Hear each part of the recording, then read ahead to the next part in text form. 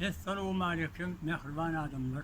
Ana şuurlar bizim yurdumuzda bir bolğusuz yalan haberler yayrattır. Solatla bizim de kul yaşlılar hükmü kulağımıza kalktı. Bunun anırsı esası günahkarşı eşli otursak, ön yurdunu taşlap giden Ak Muhammed Völ Saparif olmalı.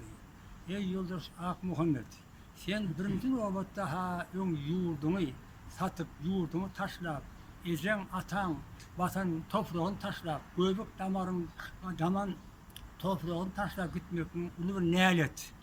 İkinci nöbette gelip bir başlayan yurtta, öy yurdunu, halkımızı birbirine karşı duruşluk bolup, yurdun at abrayı ite karşılık bolup bir tohumu yürütmenin katı ne doğru. Sen görüyor musun?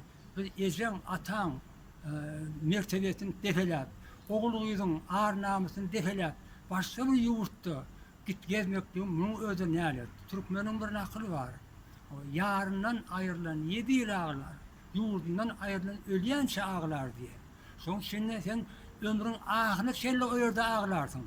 Ama o iyinde sen özün bärinden ağrıyorsun, kolu yanan olsa, oğluydun mı ağrın? Oğluydun sana katı ne alet köprünün yüzü kıracak.